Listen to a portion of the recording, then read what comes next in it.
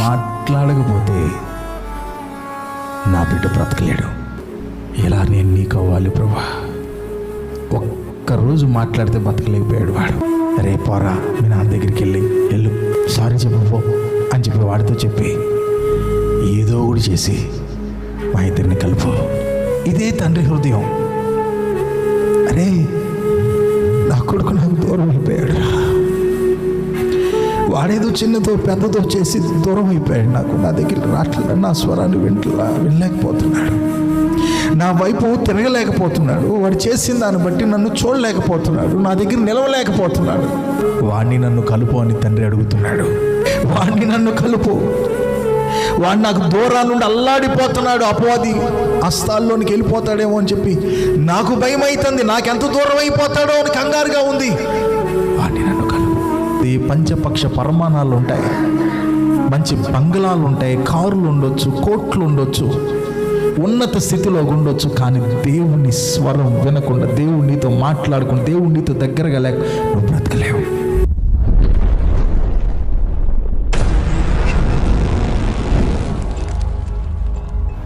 మత్తయి సువార్త 4వ అధ్యాయం 4వ వచనాన్ని చదువుకుందాం.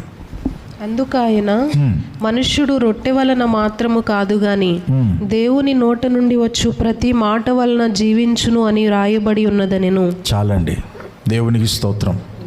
యేసు ప్రభుల వారు చెప్తున్నారు ఏమని అంటే, మనుషుడు రొట్టె వలన మాత్రము కాదు కానీ దేవుని నోట నుండి వచ్చు ప్రతి మాట వలన జీవించును అని. మనలను జీవింపజేసేది దేవుని మాట అంట.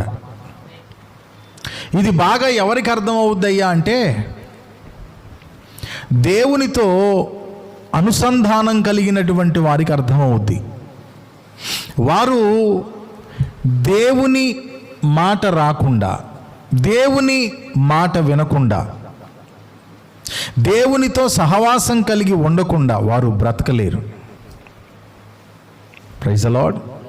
ఇక్కడ మనం అర్థం చేసుకోవాల్సిన విషయం ఒకటి ఉంది. అది ఏంటంటే, ఆయన మాటలో లేక ఆయన మాట మనల్ని బ్రతికిస్తుందంట. కాబట్టి ఆయన మనతో మాట్లాడాలి. ఆయన మనతో మాట్లాడేటటువంటి స్థితిలో ఆయన్ని మనం ఉంచాలి. Praise the Lord. అది దేవుణ్ణి ఆరాధిస్తున్నామంటే ఆరాధించడం కాదు, చర్చికి వెళ్ళి వచ్చేస్తున్నామంటే వచ్చేయటం కాదు. దేవుడు అనుగ్రహించినటువంటి గొప్ప వరం అని చెప్పాలి. ఇది ఏంటిది అని అంటే, దేవుడు మనతో మాట్లాడతాడు. నా జీవితాన్ని దేవునికి సమర్పించుకున్నటువంటి కారణం దేవుడు నాతో మాట్లాడిన సంభవమే.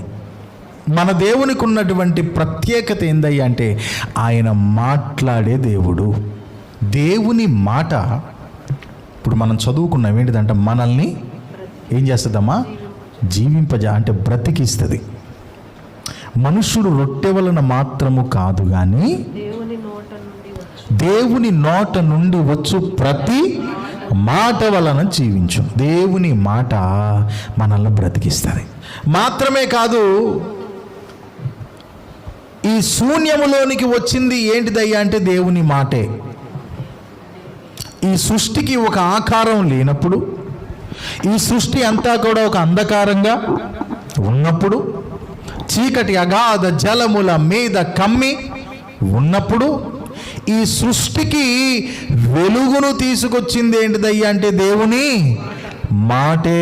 దేవునికి స్తోత్రం కలుగునుగా. దేవుని మాట మనల్ని బ్రతికిస్తుంది. దేవుని మాట ఈ యొక్క శూన్యముగా ఉన్నటువంటి సృష్టిలో ఏం కలిగించిందండి?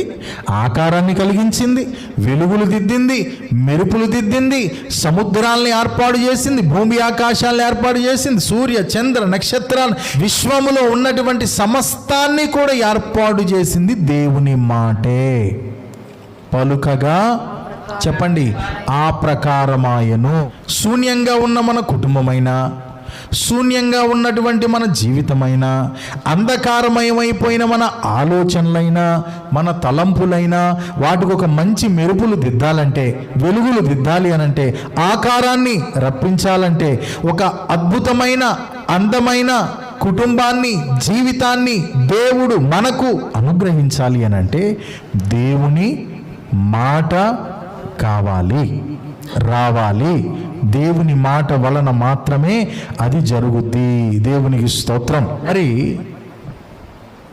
దేవుని మాట మనల్ని బ్రతికిస్తుంది, దేవుని మాట మనకి సహాయం చేస్తుంది, దేవుని మాట మన జీవితాలకు ఒక మంచి ఆకారాన్ని ఇస్తుంది. అలాంటి మాట మౌనమైపోతే అది ఈ పగటి వేళ మనం మాట్లాడుకోవాల్సిన విషయం. ఆ మాట మౌనమైతే, దేవుడు మౌనమైతే, ఆయన మాట్లాడటం గనక మౌనమైపోతే ఇక అదే పెద్ద నరకం. తెలుసా మీకు? మామూలు కాదు. దేవుని స్వరాన్ని వింటూ బ్రతికే జాబితా ఉంది ఒకటి. దేవుని స్వరాన్ని వింటూ జీవించేటటువంటి గుంపు ఒకటి ఉంది. దేవుని స్వరం వింటూ బ్రతికేటటువంటి సంఘం ఉంది. దేవుని మాటని వింటూ జీవించే వ్యక్తులు ఉన్నారు. ఆ వ్యక్తులకు గనక దేవుని మాట అందలేదనుకో, ఆ వ్యక్తులకు గనక దేవుడు మౌనమైపోయాడనుకో, ఇక వాళ్ళు జీవించలేరు, వాళ్ళు బ్రతకలేరు. కీర్తనకారుడు అంటాడు ఒక మాట, ఒకసారి చదవండి. కీర్తనల గ్రంథం 28వ కీర్తన, 28వ కీర్తన 1వ చరణాన్ని చదవండి. యెహోవా, నేను నీకు మొర్రపెట్టుచున్నాను, నా ఆశ్రయదుర్గమా, మౌనముగా ఉండక నా మనవి ఆలకింపుము. నీవు మౌనముగా ఉండిన ఎడల నేను సమాధిలోనికి దిగువారి వలె అగుదును. చాలండి, దేవునికి స్తోత్రం చెప్పండి. ఏమంటున్నాడండి దావీదు గారు?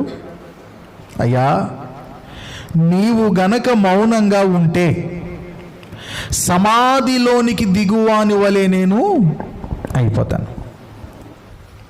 సమాధిలోనికి దిగువాని వలె అంటే ఇక చచ్చిన వాడితో సమానం, జీవచ్చమలాగా అయిపోతాను ప్రభువా.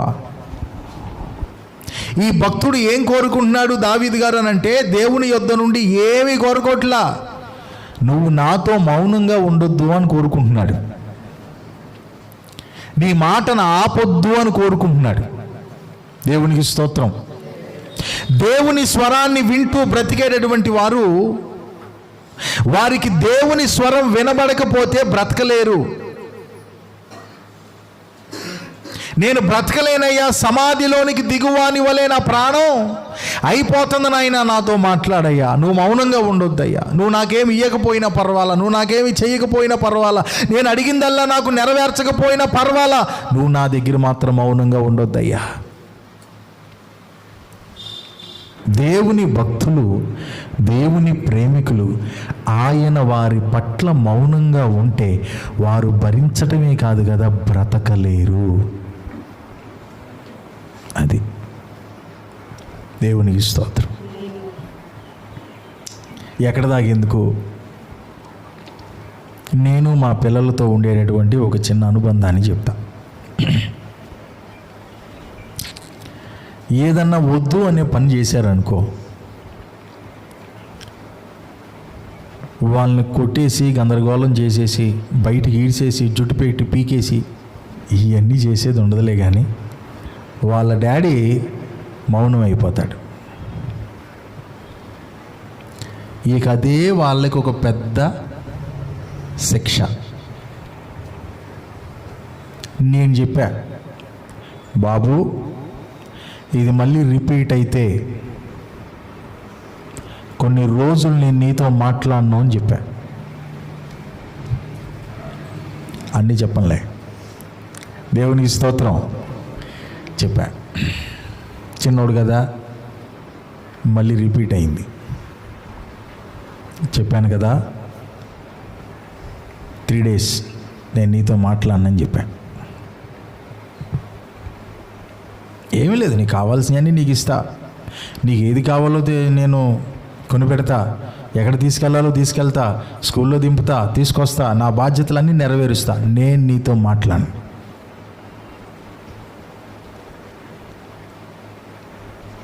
వాళ్ళ అమ్మ అన్నం పెట్టుకోమంటాను. చాలమ్మా, కొంచెం తినరా. వద్దమ్మా. ఏ డాడీ నాతో మాట్లాడలేదమ్మా. వాడితో నేను మాట్లాడుకుని ఉండటానికి ఎంత కష్టపడ్డానో తెలుసా? వాడు అమ్మ ముందు ఏడ్చాడేమో, నా ముందు ఏడ్చాడేమో, కానీ ఆ సన్నివేశం ఒంటరిగా నన్ను ఎంతో ఏడిపించింది. నేను దేవుని దగ్గరికి వెళ్ళి, ప్రభువా నేను నీ దగ్గర ఇలా ఉండాలి ప్రభువా అని నేర్చుకున్నాను. దేవునికి స్తోత్రం కలుగును గాక. ఏడుస్తున్నాడు.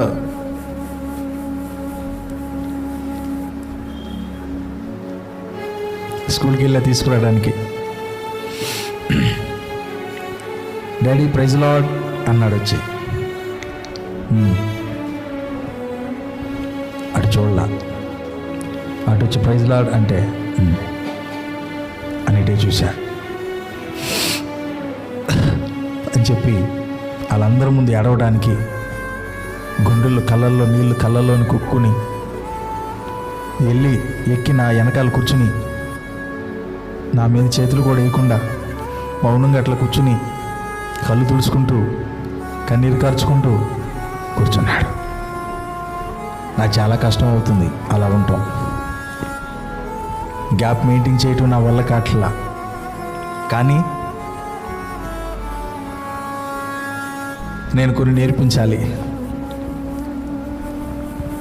బాలు నడవవలసిన త్రోవను చిన్నప్పుడే నేర్పించాలి. వారికి అర్థం అవ్వాలి. నాన్న మౌనం అయితే నా పరిస్థితి ఏంటి అనేది వారికి అర్థం అవ్వాలి.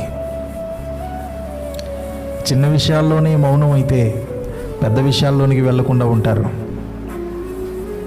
ఎప్పుడూ నా పక్కనే పడుకుంటాడు.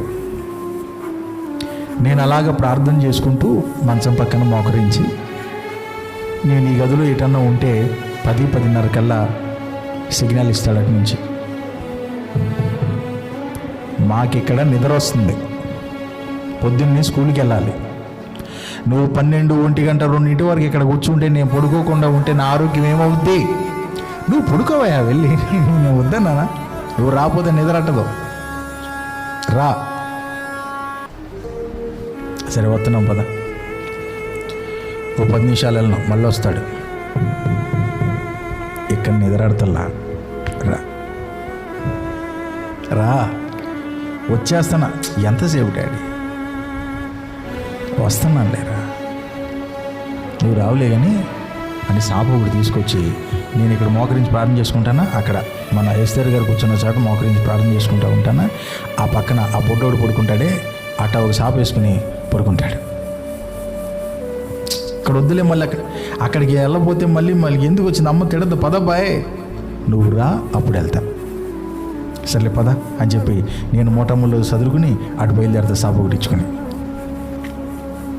అప్పుడు ఆవిడ అంటది, నిన్ను మొలైసి తీసుకొచ్చేసాడా, నిన్ను మొలైసి తీసుకొచ్చేసాడా, ఎవరి మాట వింటావా నువ్వు? లేచి వస్తావా ప్రార్థనలో నుండి?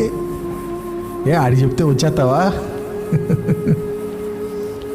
అలాంటోడికి నేను మాట్లాడనన్న ఆ రాత్రి నేను రాలా. ఏమి చెయ్యాలి, ఎలా పిలవాలి? అవును, ఈ విషయంలో నేను పొరపాటు చేశాను. డాడీ ముందే చెప్పారు, మళ్ళీ ఇది రిపీట్ అయ్యిందంటే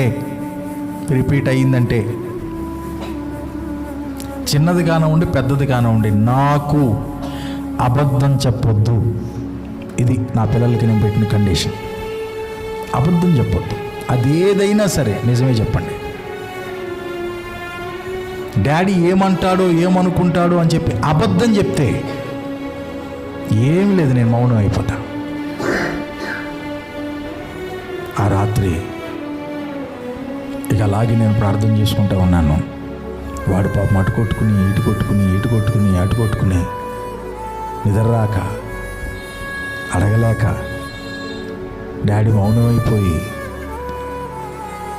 ఏడ్చుకుంటూ ముసుకేసుకుని కన్నీళ్ళ పర్యంతరం అయిపోయి, అమ్మా ఎందుకు నేను ఇది వివరిస్తున్నానంటే, మాట్లాడకపోతే నా బిడ్డ బ్రతకలేడు. వాళ్ళ నాన్న మాట్లాడకపోతే బ్రతకలేడు. ఆహారం వాళ్ళమ్మ పెడుతుంది, తినరా, ఏది మళ్ళీ పెట్టుకోవేంటి, పెట్టుకున్న దాంట్లో సగం తీసేసేవేంటి, డాడీ నాతో మాట్లాడట్లేదమ్మా. నేను ఆ గదిలో ఉన్నా, అన్నీ వింటున్నా. ప్రభా ఇలా నేను నీకు అవ్వాలి ప్రభా. ఒక్కరోజు మాట్లాడితే బతకలేకపోయాడు వాడు, మాట్లాడకపోతే. నిజం చెప్పండి, దేవుడు నీతో మాట్లాడి ఎంతకాలం అయింది?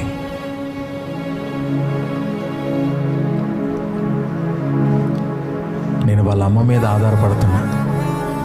తెలుసా మీకు ఎందుకో తెలుసా? ఏదో కూడా సర్ది చెప్పి కలపవే నా కొడుకుని. హల్లెలూయా. వాడు చేసిన ఆ చిన్నది వాడికి నాకు అడ్డొస్తుంది. నువ్వు ఇప్పుడు ఏం చేస్తావో తెలుసా? అయ్యా పోనీలే అని చెప్పి నాతోను, రేపోరా మీ నాన్న దగ్గరికి వెళ్ళు, సారీ చెప్పు అని చెప్పి వాడితో చెప్పి ఏదో ఒకటి చేసి మా ఇద్దరిని కలుపు. ఇదే తండ్రి హృదయం. అరే నా కొడుకు నాకు దూరం అయిపోయాడు, వాడేదో చిన్నతో పెద్దతో చేసి దూరం అయిపోయాడు నాకు. నా దగ్గర రాట్లా, నా స్వరాన్ని వినలేకపోతున్నాడు, నా వైపు తిరగలేకపోతున్నాడు, వాడు చేసిన దాన్ని బట్టి నన్ను చూడలేకపోతున్నాడు, నా దగ్గర నిలవలేకపోతున్నాడు. నా బిడ్డ, నాకు దగ్గరగా ఉన్నవాడా, నా సంగమా, వాణ్ణి నన్ను కలుపు అని తండ్రి అడుగుతున్నాడు. దేవునికి స్తోత్రం చెప్తారా? వాణ్ణి నన్ను కలుపు. వాడు నాకు దూరాల నుండి అల్లాడిపోతున్నాడు, అపవాది హస్తాల్లోనికి వెళ్ళిపోతాడేమో అని చెప్పి నాకు భయం అవుతుంది. నాకెంత దూరం అయిపోతాడో అని కంగారుగా ఉంది. వాణ్ణి నన్ను కలుపు. ఆయన మాట వలన జీవించటం అంటే ఏంటో తెలుసా? నీకు అన్నం ఉంటుంది, భోజనం ఉంటుంది, పంచపక్ష పరమాణాలు ఉంటాయి, మంచి బంగ్లాలు ఉంటాయి, కార్లు ఉండొచ్చు, కోట్లు ఉండొచ్చు, ఉన్నత స్థితిలో ఉండొచ్చు. కానీ దేవుని స్వరం వినకుండా, దేవునితో మాట్లాడుకుని, దేవునితో దగ్గరగా లేక నువ్వు బ్రతకలేవు. ఏం రాసుకున్నారు ఈశాన్ గారు? నీవు మాట్లాడని రోజునా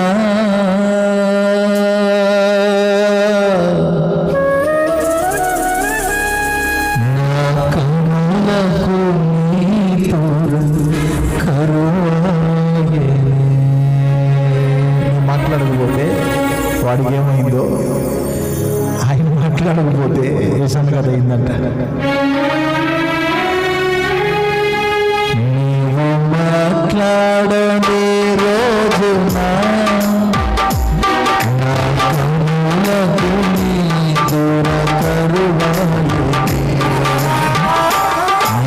మాట్లాడని రోజునా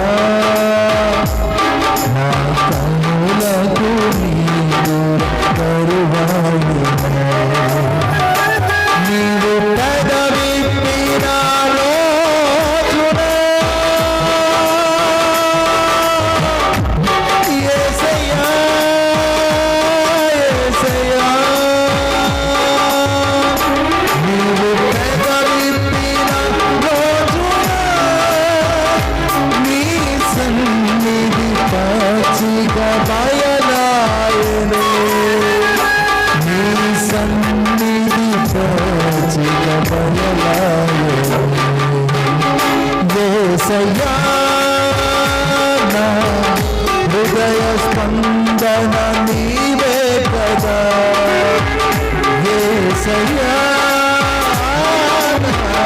హృదయ స్పందన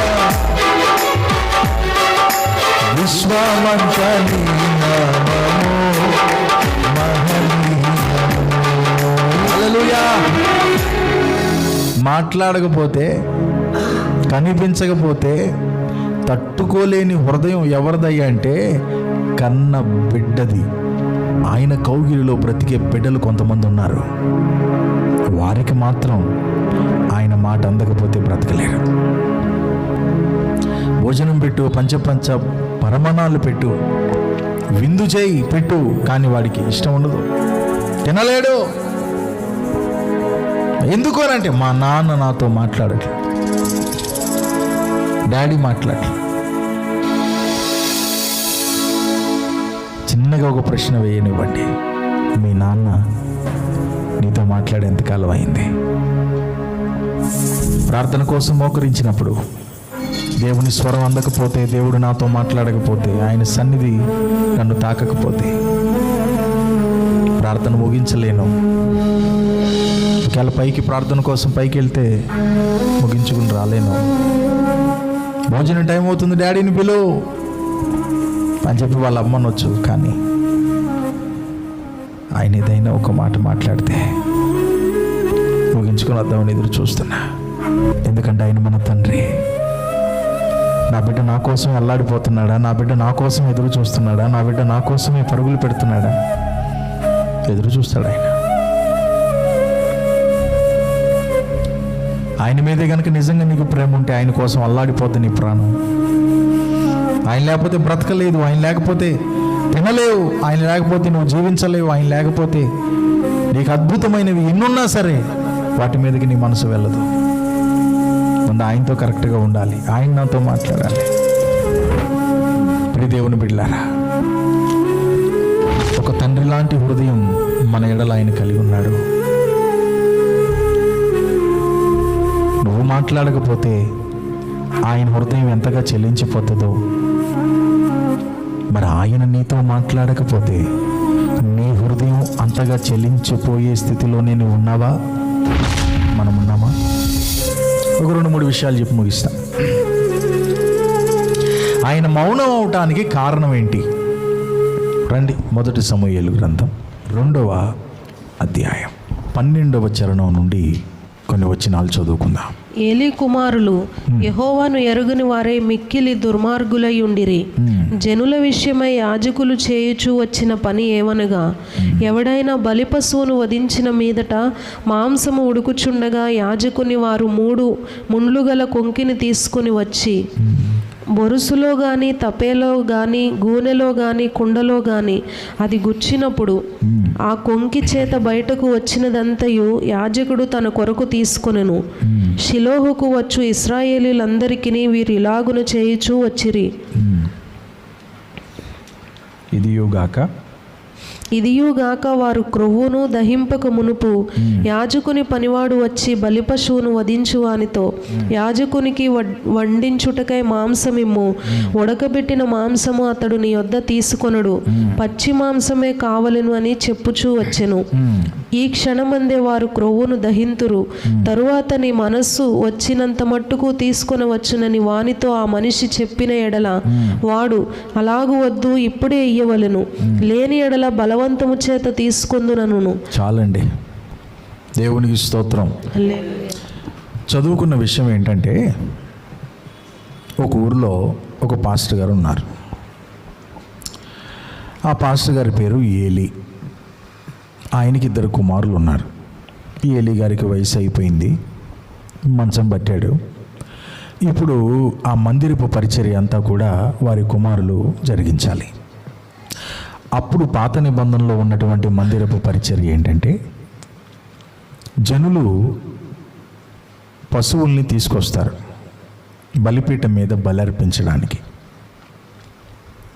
బలి పశువుని తీసుకొచ్చినప్పుడు ఆ బలిపీఠం మీద బలి అర్పించి, ఆ బలి పశువులో దేవునికి ప్రత్యేకించి ఆ యొక్క బలిపీఠం మీద పూర్తిగా సంపూర్తిగా దహించవలసినటువంటి కొన్ని భాగాలు ఉన్నాయి. కొంత కొవ్వు ఆ యొక్క మాంసములో నుండి వేరు చేసి అది బలిపీఠం మీద పెట్టి మొట్టమొదటిగా దేవునికి దానిని అర్పించేయాలి. అర్పించేసిన తరువాత ఆ బలి పశువులో మరి సేవ చేసేవాడు కూడా బ్రతకాలి కదా. కాబట్టి దేవుడు ఈ బలి పశువులోనే ఆ యొక్క సేవకునికి కూడా కొంత భాగాన్ని నిర్ణయించాడు. ఎప్పుడు అనంటే బలిపీఠం మీద దేవునికి అర్పించాల్సినటువంటి ఆ అర్పణ అర్పించేసిన తర్వాత ఆ సేవకునికి నియమించబడినటువంటి భాగాలు ఏవైతే ఉన్నాయో అది ఆ వ్యక్తి తీసుకోవచ్చు. క్లియర్ అయింది కదా. ఇప్పుడు ఇద్దరు కుమారులు, వీళ్ళు ఎట్లా తయారయ్యారయ్యా అంటే, నాన్న ఈడు తిరిగి స్థూలకాయుడు, లావాటి మనిషి, లెగలేడు, మంచం పట్టాడు, ఇంట్లో ఉంటాడు. కాబట్టి వీళ్ళు కొంతమందిని పనులను పెట్టుకున్నారు. వీళ్ళు వచ్చి సేవ చేసేది కాదు, ఈ అయ్యగారు వాళ్ళు ఎక్కడో ఉంటారు, రాజగృహాల్లో ఉంటారన్నమాట. కొంతమందిని బలిపీఠం దగ్గర పెట్టారు. ఆ బలిపీఠం దగ్గర మరి మన మాదిరి ప్రజలు తీసుకెళ్ళి ఏదన్నా మరి బలి పశువుని తీసుకెళ్ళి, అయ్యా ఈ విషయంలో నాకు పాప పరిహారార్థ బలి కోసం దీన్ని తీసుకొచ్చానయ్యా, నా విషయంలో దేవునికి దీన్ని నువ్వు ప్రతిష్ఠించయ్యా, మరి దీన్ని బలర్పించయ్యా అని చెప్పి వస్తారు కదా. వచ్చినప్పుడు వారు బలర్పించుతా ఉండేవాళ్ళు. అక్కడ కొంతమందిని పెట్టారు. నిజానికి వీళ్ళు అర్పించాలి, వీళ్ళు కాదు, ఇంకోళ్ళని పెట్టేశారు అక్కడ. ఇక పెట్టినప్పుడు కొంతమంది బలి పశువులను తీసుకొచ్చి అర్పణలు అర్పిస్తూ ఉండగా వీరింట్లో ఉండి కొంతమంది మనుషులను పంపించారు. ఏమని అనంటే, అబ్బాయి అయ్యగారికి ఆకలేస్తుంది. ఎవరికి? అయ్యగారు వాళ్ళకి ఆకలేస్తుంది. కాబట్టి నువ్వు అర్పణ తీసుకొచ్చావు కదా, ముందు అసలు దీంట్లో శ్రేష్టమైన భాగం ఏదో కండగలిగినటువంటి మాంసాన్ని తీసుకురమ్మన్నాడు. అయ్యగారికి ఆకలేస్తుంది, తొందరగా ఉండి ఆయనకి పెట్టాలి, తొందరగా ఆ బలి పశువులోంచి ఇటీ అని చెప్పని అన్నాడు. ఒకడు వెళ్ళి అడిగాడు. అక్కడ బలిపీఠం దగ్గర అర్పణ అర్పించేటటువంటి వాడు అంటాడు, అయ్యా దేవునికి అర్పించలేదయ్యా, ఇంకాను దేవునికి అర్పించిన తర్వాత నీకు మనసుకు నచ్చింది ఏదో తీసుకెళ్ళు. ప్రజలు వస్తున్నారయ్యా, చూస్తున్నారయ్యా, ఈ అరాచకాలని అఘాయిత్యాలని వాళ్ళు చూస్తున్నారు, వాళ్ళకంటే ఎక్కువగా దేవుడు చూస్తున్నాడు, ఊరుకోడయ్యా మీరు ఎందుకయ్యా ఇట్లా చేస్తున్నారని చెప్పి అక్కడ ఉన్నటువంటి ఆయన వచ్చినటువంటి వారితో చెప్తే, ఇదిగో ఉడికిన దాన్ని తినరాళ్ళు ఏంటంట, దేవుడికి అర్పించినది కాదు, ముందు వాళ్ళకి వెళ్ళిపోవాలి, వాళ్ళకి వెళ్ళాల్సింది వాళ్ళకి వెళ్ళిపోతే వారి కడుపున వాళ్ళు నింపుకుంటారు. ఆ తర్వాత నువ్వు అర్పించుకుంటావో ఏం చేసుకుంటావో చేసుకో. అక్కడ వాళ్ళు అంటున్నారు కదా, ఈ క్షణమందే వారు క్రొవ్వును దహింతురు, తరువాత నీ మనస్సు వచ్చినంత మట్టుకు తీసుకో అయ్యా అని చెప్పి ఆయన బ్రతిమాలుకుంటూ ఉంటే వీళ్ళేమంటున్నారు, అలాగ వద్దు, ఇప్పుడే ఇవ్వాలి, లేని ఎడల బలవంతము చేసి తీసుకుంటాము అని అంటున్నారు.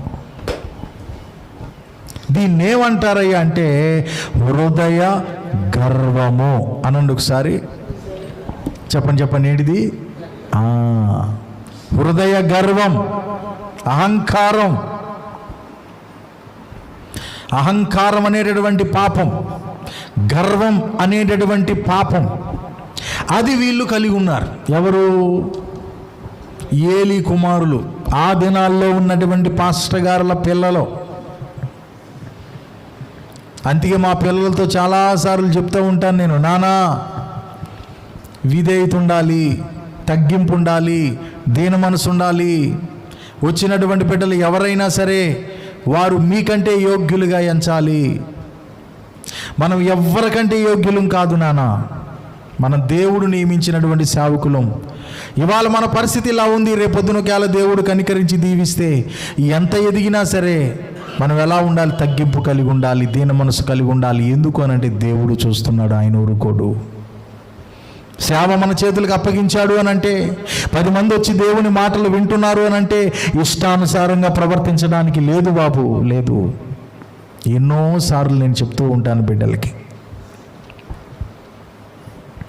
ఇష్టం వచ్చింది మాట్లాడడానికి లేదు, ఇష్టం వచ్చింది చేయడానికి లేదు. తగ్గింపు కలిగి ఉండాలి, తగ్గింపు కలిగి లేకపోతే వారందరికీ ఒక తీర్పే, మనకి 2 తీర్పులు నాయనా. దేవుని దగ్గర తప్పించుకోలేము, జాగ్రత్త కలిగి ఉండాలి. దేవునికి స్తోత్రం. మొత్తానికి ఏలీ గారు పెద్దగా చెప్పుండడు, ఇవాళ పాస్టర్ గారులు కూడా అనకూడదు కానీ చెప్పట్లేదులేండి. వీళ్ళంతకి ఏంటంటే మా పిల్లలు అట్లా ఇట్లా అని చెప్పి చెప్పుకుంటూ ఉన్నారు. వాళ్ళు కూడా కొన్ని పిచ్చి పిచ్చి వ్యవహారాలన్నీ చేస్తుంటే వాళ్ళని స్టేజీలు ఎక్కించి ఏదేదో చేస్తున్నారు. క్లబ్బులు మాదిరిగా మార్చేస్తున్నారు చర్చెస్ని. రెడ్ లైట్లు గ్రీన్ లైట్లు వెలుగుతూ ఆరుతూ ఉంటే వీళ్ళేదో సినిమా పాటల మాదిరిగా పాటలు పాడుతూ ఉంటే వర్షిప్ అని చెప్పని అంటూ ఉంటే వాటిని ఖండించాల్సినటువంటి ఆత్మీయులైన తండ్రులు కూడా కనీసం మాట్లాడకుండా వాళ్ళని ఒత్తుతూ వాళ్ళని ఇది చేస్తూ ఉంటే అయ్యయ్యో అనిపిస్తుంది. మొత్తానికి ఏలీ పాస్టర్ గారు కూడా పెద్దగా వాళ్ళని క్రమశిక్షణలో పెట్టినట్లు లేడు.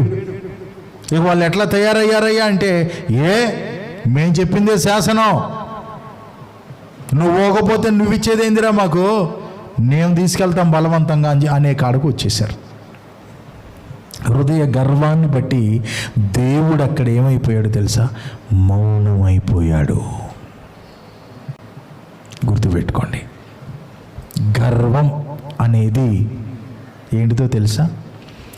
సాతానుడికి అన్న లాంటిది. ఏం చెప్పాను? సైతానుకి అన్న గర్వం. మీకు తెలుసా, సాతాను కంటే చెడ్డదేమైనా ఉందా ఈ భూమి మీద? అకుల్లా గారు, ఎందుకు లేదు? గర్వం. అవునా? మరి అవును. సాతానుడు అంతకుముందు ఏంటనుకుంటున్నారు? దేవుణ్ణి ఆరాధించేటటువంటి ఒక కెరూబు. అలాంటి దేవుణ్ణి ఆరాధించేటటువంటి కెరూబుకి నేను ఎక్కడైనా ఆ సింహాసనం మీదకి వెళ్ళాలి, దేవుడి సింహాసనం మీద కూర్చోవాలి, నేను నా రేంజ్ అది అనే గర్వం వచ్చింది వీళ్ళకి. రాగానే వీళ్ళు సాతానులాగా మారిపోయాడు. అంటే దేవుణ్ణి ఆరాధించేటటువంటి ఒక కెరూబుని సాతానుగా మార్చగలిగింది ఏంటిది? గర్వం. కాబట్టి గర్వం అనేది దేవునికి అస్సలు నచ్చదండి, అస్సలు నచ్చదు. వాక్యంలో ఉంది కదా, దీనుల యొద్ద ఆయన నివాసము చేస్తాడంట. దేవునికి స్తోత్రం.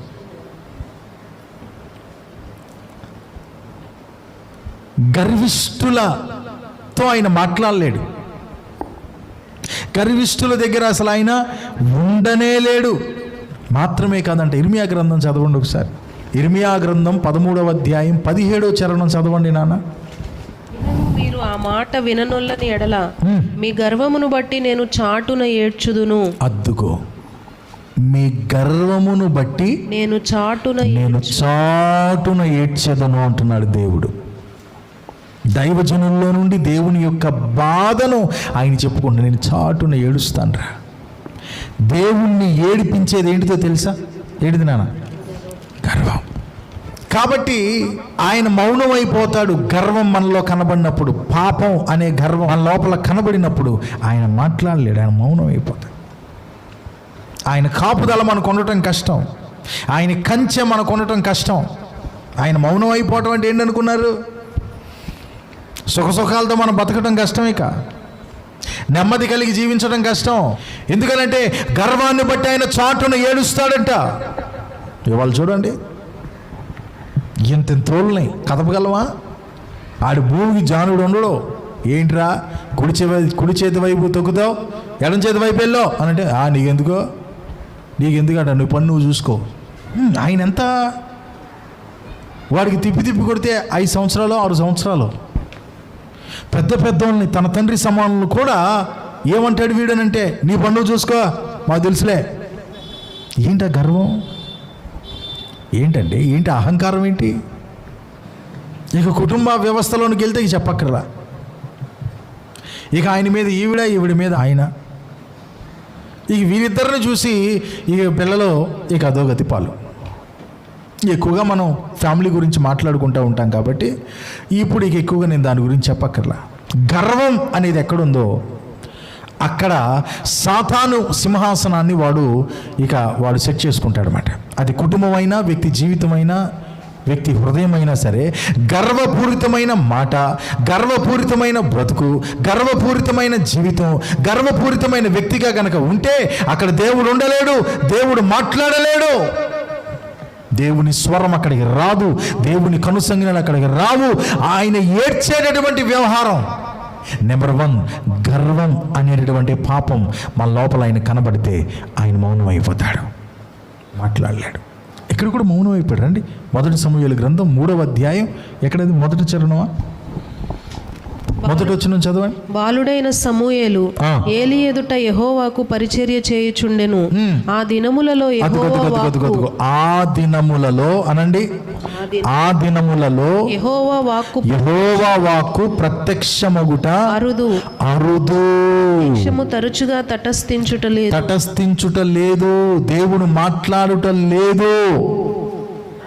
ఎందుకు మాట్లాడట్లేదు? ఆ దినాలలో. ఆ దినాలు ఏ దినాలు? ఇదిగో ఈ ఏలీ దినాలు. గర్వముతో నిండిపోయినటువంటి వారు జీవిస్తున్నటువంటి దినాలు. దీనత్వము ధరించుకుని యాజకత్వము చేయాల్సినటువంటి వీరు గర్వపూరితులై పాపానికి లోనైపోయి వచ్చినటువంటి స్త్రీలతో సహా విచ్చలవిడిగా ప్రవర్తిస్తున్నటువంటి దుర్దినాల దినాలు. దేవుడు మౌనం అయిపోయాడు. ఇవాళ సంఘాల పరిస్థితులు కూడా బాగోలా, వ్యక్తుల యొక్క పద్ధతులు బాగోలా, వ్యక్తుల యొక్క ఆలోచనలు బాగోలా. వచ్చినటువంటి బిడ్డల్ని దేవునికి ఎలా దగ్గర చెయ్యాలా అనేది పక్కన పెట్టి, వచ్చిన వారిని ఎలా పిండుకు తినాలా అని కొంతమంది అయితే, వచ్చిన వారిని ఎలా వాడుకోవాలని చెప్పి కొంతమంది అయితే, వచ్చిన వారిని ఎలా పాడు చేయాలని కూడా కొంతమంది తయారయ్యారు. జాగ్రత్త. ఏమైంది? దేవుడు మౌనం అయిపోతే ఫిలిస్తీన్లు వచ్చారంట. ఫిలిస్తీన్లు చేతిలో వీళ్ళిద్దరూ చచ్చారు. కాబట్టి ఇప్పుడు దేవుని బిడ్డలారా, మొట్టమొదటిగా మీతో చెప్పగల మాట ఏంటో తెలుసా? దేవుడు మౌనం అయిపోయేదానికి మొట్టమొదటి గర్వం అనే పాపం. మనం ఎంత ఎత్తుకెదిగినా, ఏ స్థాయికి తీసుకెళ్ళినా, దేవుడు ఎక్కడ మనల్ని పెట్టినా సరే, దావీదు కుమారుడా అని బిచ్చగాడి కేకేసిన యేసు ఆగాడు. పట్టించుకోం అసలు మనమైతే. వాడి వైపు కూడా తిరగం మనం. కొంతమందికి కాస్త దేవుడు ఏదైనా కృప చూపిస్తే ఇక వాళ్ళకి మనుషులా కనబడరు, పరిస్థితులా కనబడరు, ఎక్కడో ఊహించుకుంటారు కదా నేటి దినాల్లో మానవ బుద్ధులు. కానీ మనం దేవుడు మనల్ని ఎక్కడ పెట్టినా సరే ఒదిగి ఉండటం అనేది దేవుని మాటను మనం పొందుకునే దానికి ఆధిక్యతగా మార్చబడుతుంది. దేవునికి స్తోత్రం. అది పాపం అనేటటువంటి గర్వంలోనికి వీరు వెళ్ళారు. దేవుని స్వరం అక్కడ ఆగిపోయింది. దిక్కుమాలిన సావు చచ్చారు. చూసారా? రెండవది ఏంటిదో కూడా ఒకసారి చెప్పి నేను ముగించేస్తాను. రండి, ఆదికాండ గ్రంథం 16వ అధ్యాయం 2వ వచనం. కాగా శారాయి, ఇదిగో నేను పిల్లలు కనకుండా యెహోవా చేసి ఉన్నాడు. నీవు దయచేసి నా దాసితో పొమ్ము, ఒకవేళ ఆమె వలన నాకు సంతానము కలుగువచ్చునని అబ్రాహాముతో చెప్పెను. అబ్రాహాము శారాయి మాట వినెను. దేవునికి స్తోత్రం చెప్పండి. హల్లెలూయా. ఇక్కడ కూడా విషయం ఏంటంటే, అబ్రహాం అయ్య గారికి పిల్లలు లేరు. దరిదాపుగా ఆయనకి 80 సంవత్సరాలు దాటిపోతున్నాయి. వాళ్ళ ఆవిడ ఒక రోజు పిలిచి, అయ్యా వింటున్నారా? అందరూ వింటున్నారా? స్తోత్రం చెప్పండి ఒకసారి. హల్లెలూయా. వివరించడానికి సమయం లేదు కాబట్టి 2 మాటలలో మీ మనసులో పడేస్తాను, అటు పెట్టుకోండి. పిలిచి, ఎడితిరిగి మనకు పిల్లలు లేరు కదా, నాతో పాటు ఒక ఆవిడ వచ్చింది కదా, మన దాసి హాగర్ ఆవిడ పేరు, నువ్వు ఆవిడతో వెళ్ళు. ఆవిడతో వెళ్తే ఆవిడ వలన మనకు పిల్లలు పుడితే వాళ్ళన్న మనకు ఉంటారయ్యా పిల్లలు అని చెప్పింది శారమ్మ. చెప్పినప్పుడు అబ్రహాం గారు ఏం చేశాడో తెలుసా? శారమ్మ అబ్రహాముతో చెప్పిన రీతిలో అబ్రహాము గారు చేశాడంట. దేవునికి స్తోత్రం చెప్పండి. హల్లెలూయా. దీన్ని ఏమంటారయ్యా అంటే స్వచిత్తం అని అంటారు. అనండి ఒకసారి, స్వచిత్తం అనండి. సొంత నిర్ణయం, సొంత ఆలోచనలు. నేటి దినాల్లో కూడా ప్రియ దేవుని బిడ్డలారా, ఆత్మీయులలో కూడా, దేవుని బిడ్డల్లో కూడా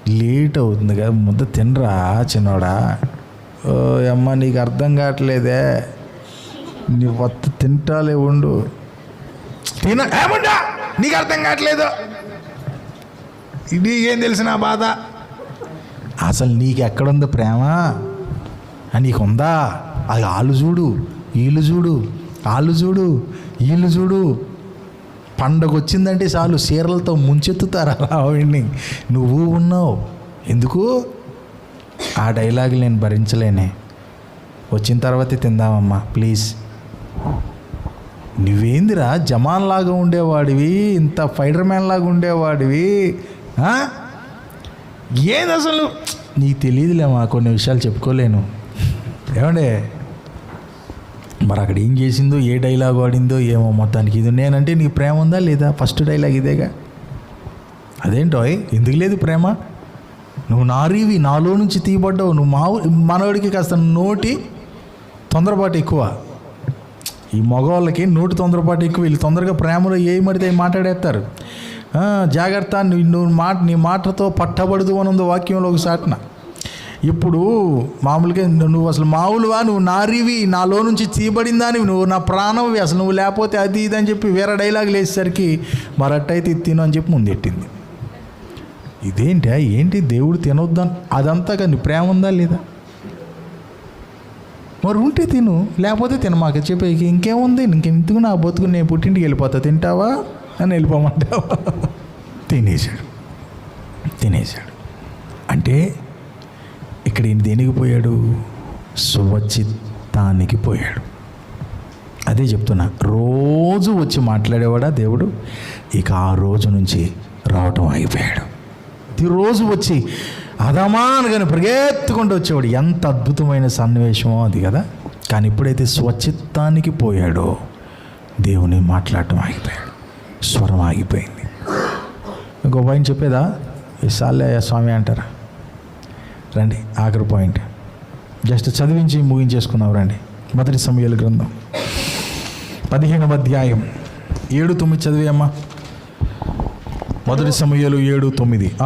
తరువాత సౌలు అమాలేకీయులను హవీలా నుండి ఐగుప్తు దేశపు మార్గమునున్న షూరు వరకు తరిమి హతము చేసి అమాలేకీయుల రాజైన అగగును ప్రాణముతో పట్టుకొని జనులందరినీ కత్తి చేత నిర్మూలము చేసెను.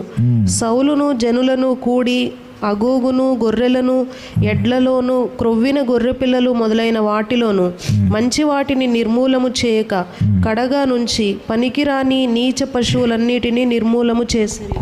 దేవునికి స్తోత్రం చెప్పండి. ఇక్కడ దేవుడు ప్రవక్త అయిన సమూయేలు గారితో సౌలు అనేటటువంటి రాజుతో ఒక పని చేయమని చెప్పాడు. మొదటి వచనం నుండి ఉంటుందన్నమాట. అది దేవుడు చెప్పాడు సమూయేలును ప్రవక్త ద్వారా. ఎవరితో? రాజు అయిన సౌలు గారితో. స్టోరీ అది. ఏం చెప్పాడంటే, అమాలేకీయులు అనేటటువంటి వారి సంబంధమైందంతా కూడా నాశనం చేసేయి, ఎవరిని నువ్వు కనికరించొద్దు. ఎందుకు అనంటే, అమాలేకీయులు అనేటటువంటి వారు శత్రు సైన్యానికి లేక అపవాదికి, దుర్మార్గతకు, అపవిత్రతకు సాదృశ్యంగా ఉన్నారు. మనోడు ఏం చేశాడో తెలుసా? మనోడు ఏం చేశాడు అనంటే, అక్కడికి వెళ్ళి కొన్నిటిని మొత్తానికి లయపరిచాడు, కొంతమందిని లయపరిచాడు, కొంతమందిని సంహరించి వారికి ఉన్నటువంటి శ్రేష్టమైన కొన్నిటిని ఏం చేశాడంట? మంచి వాటిని నిర్మూలము చేయక కడగా నుంచి వాటిని పక్కన పెట్టి పనికిరాని నీచ పశువులన్నిటిని కూడా నిర్మూలన చేసి మంచి వాటిలన్నిటిని తెచ్చుకున్నాడంట. దేవునికి స్తోత్రం చెప్పండి. దేవుడు ఏం చెప్పాడు? కొన్నిటిని నాశనం చేసి కొన్నిటిని తెచ్చుకో అని చెప్పాడా? ఏం చెప్పాడమ్మా? మొత్తం అన్నిటిని కూడా నాశనం చేసేసాయి. అంటే ఏంటి దేవుని ఉద్దేశం? పాప సంబంధమైంది ఏది నీకొద్దు. పాప సంబంధమైన దానిలో ఒకవేళ లాభం నీకు కనబడినా ఆ లాభం కూడా నీకొద్దు. ఇవాళ చాలామంది ఉద్యోగాలు చేస్తున్నారు. వారి ఉద్యోగానికి ఎంతో శాలరీ ఉంది. 50,000, 60,000, 70,000, ₹1,00,000, 20,000 ఎంతో ఉంది. ఆ శాలరీ మాత్రమే కాకుండా బల్ల కింద చేయాడుతున్నారు చూసావా?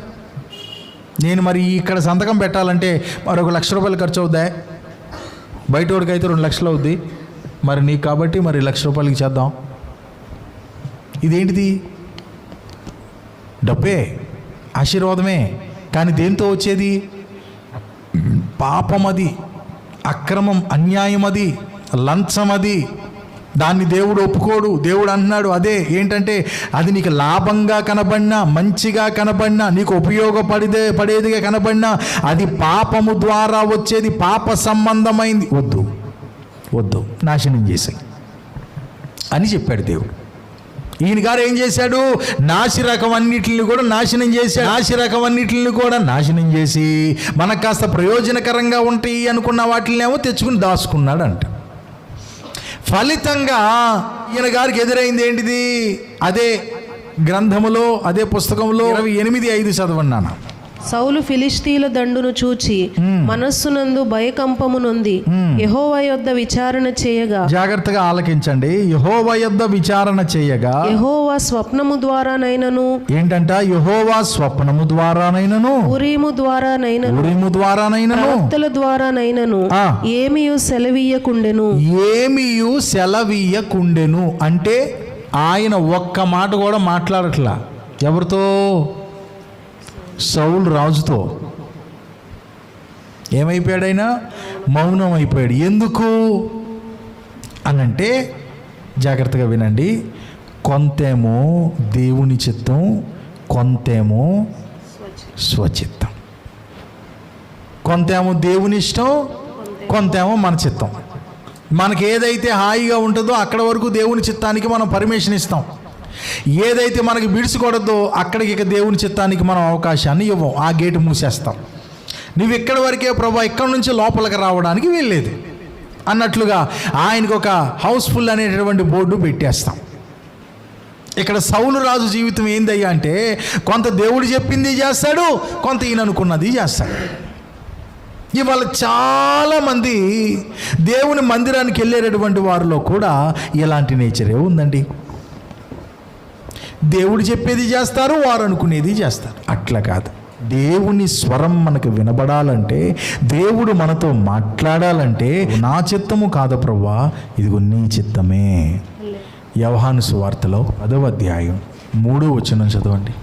నా గొర్రెలు నా స్వరము వినును.